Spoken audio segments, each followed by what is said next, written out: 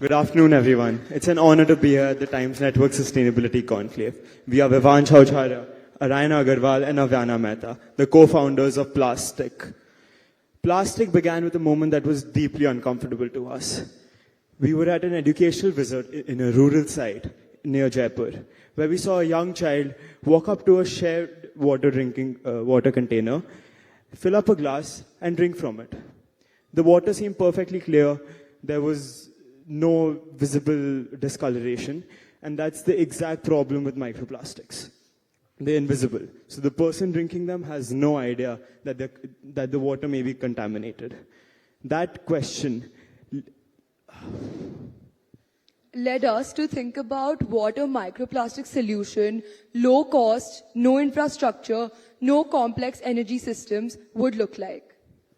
But before I talk about what PLAS-STICK is, I want to talk about another problem, agricultural waste.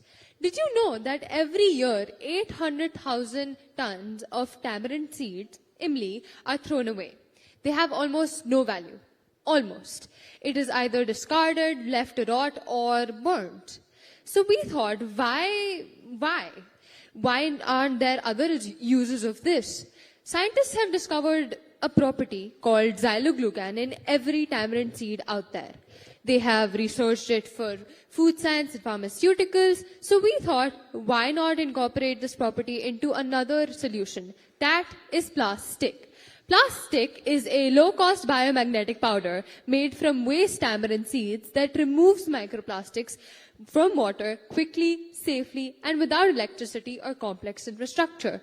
Now, we know there are already existing solutions out there for microplastics, whether it may be ultrafiltration, cell membrane filtration, or even, something as basic as your RO. But we thought it requires expensive infrastructure. It requires money. It requires, resources that a lot of communities out there don't have. So that was exactly what we wanted to build PLAS-STICK on. So say, for example, for something like a rural school or a government body or a disaster relief camp. Not only that, PLAS-STICK also follows a circular approach. Once our tamarind seed, which is the plastic powder it is made of, has pulled the microplastics out of it, we are exploring about how we could remove those microplastics and fill them into tiles and coasters. So say, for example, anything that could be composite, that could be separated from the plastic that we have already taken out, because we want to make sure that the plastic we do take out does not make its way back into your nearest water body. So Ariana, I talked about what it is. Can you tell me a little bit more, can you tell us a little bit more about how it works? Sure. So the process is actually quite simple and it can be explained in 3 simple steps. You can also look at a few pictures. Onto the next slide, of how it works. So essentially the first step is measuring like a dosage of how much of a powder you need for your particular drinking water, putting it in, stirring it for 3 minutes because it needs to disperse evenly. The second step would be letting the magnetic flocculants essentially come together and clump and let that sit for 30 minutes because it will take some time. And the third would be retrieving it with a handheld magnet, which is essentially you can put it near the particular drinking water glass, as you can see here, and you can just take it out because the eventual clump is magnetic in nature and it is FDA approved. We really struggled in the start when we were experimenting because it's difficult to sort of create a product that can work outside the lab as well, right? So it was a long process of unsuccessful trials, some things that didn't go our way, but eventually we reached 87% efficiency under optimized lab conditions, that is. And we also made our product quite cost effective because it only essentially stands at $1, less than $1 per 1,000 liters, and it is reusable across 3 usage cycles at 75% efficiency rate. We also went in the field because we wanted to sort of discuss this problem with the communities that we're aiming it for. So you can see a few pictures here of the interactions that we've had.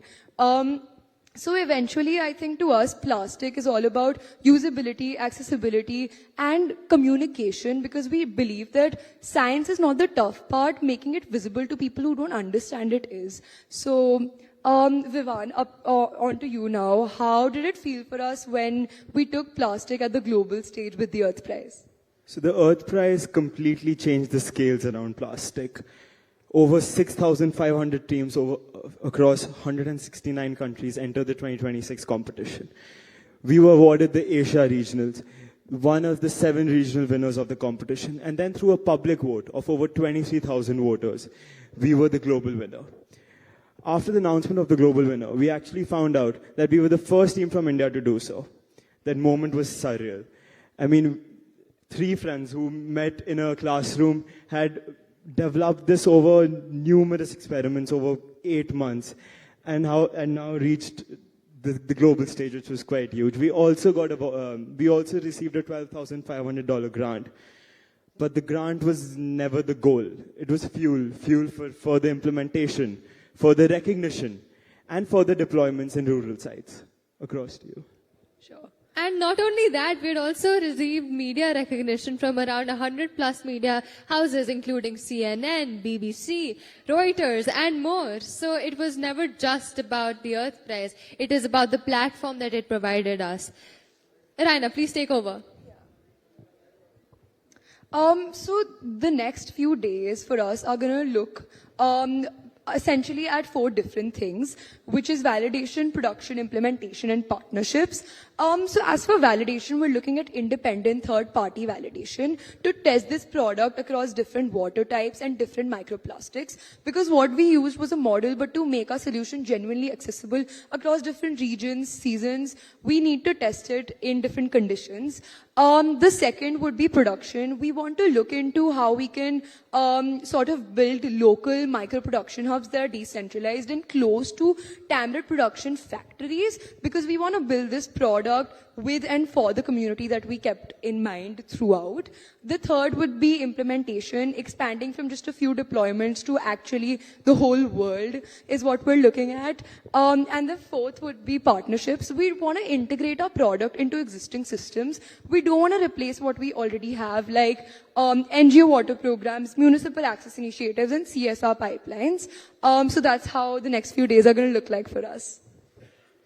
So, when people ask us what plastic really meant, it was never just about the product. It wasn't even about the waste and the innovation. It was what stood behind it. So we describe microplastics as something too difficult to see, too hard to solve, too complicated for 3 school students to even think about. And there's often an assumption regarding solutions like these, which talks about how, advanced scientific solutions only come from people with large budgets and advanced scientific laboratories.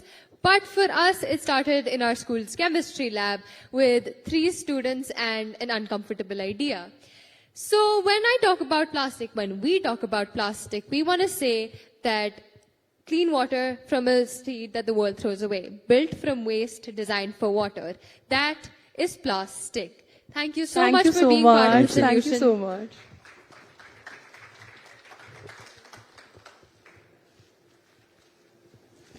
Thank you for this wonderful presentation. I just have a few questions. So if you can tell us, Vivaan, Avyana, and also Ariana, what practical things that we can do, embody in our day-to-day life. Maybe we are doing it subconsciously.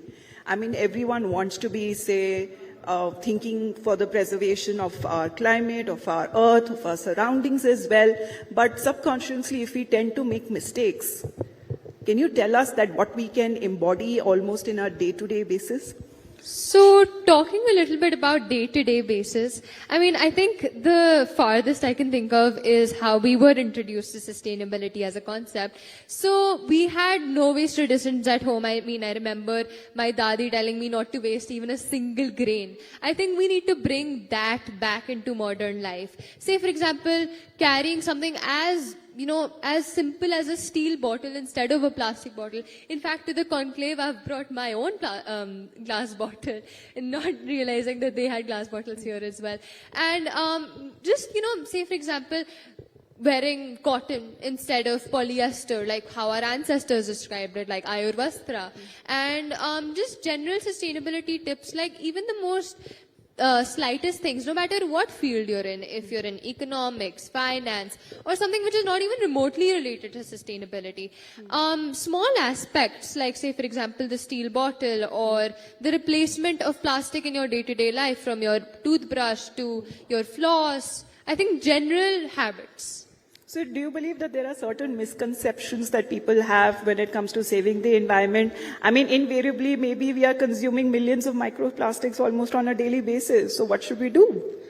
Sure. So beginning with misconceptions and myths, I think there are just too many. The first one would probably be we have to start something big. We need to start with an innovation. That's not how it works. I mean, for us, like, this journey began way before plastic. We were always environmentally cautious people, and that is exactly why we started this, you know. So the first misconception would be we need to start with innovation. Not really. You can start by maybe just not turning your AC on at such low temperature maybe, and But it's humid.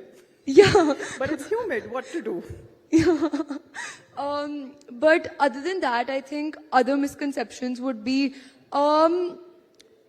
believing that this is too difficult to solve and that just one person doing it won't change anything. I think that's not true. With microplastics, for example, we understood that the problem was very small, but the scale was very big. So we need to start one by one, and every problem is big, I think. So Vivaan, I just want to take one question from Vivaan. So what do you do incorporating, you know, what all you have said over here? Of course, it's easy to preach, but what do you do practically in your life? So can you repeat your question? What do you do practically in your life? How do you begin your day? I think something I really appreciate about this conclave that Avyana mentioned was there weren't any plastic bottles. Yes. I think following that, I mean, I'm in a school, I'm 16, I'm still in school. I see people around me eating chips, eating cookies, and just leaving the wrappers around. I think doing the little things by just putting it, our school does a wonderful thing by segregating the bins, the plastic from the other waste. I think just putting it in the correct bin and recycling, that school handles that. I think just doing the little things matter. I think that's what I do. And I think that's what makes me feel like an environmentally responsible Absolutely. person. These little things matter. So you start at home, you build it at school, and then you spread it with the community. Thank you very much, all three of you. It's been wonderful and very, you know, enriching speaking to you, and with your experiences. Have a wonderful future. Thank you very much. Thank you. Thank you so much. much. Thank you. Our future looks We're honored bright. to be here.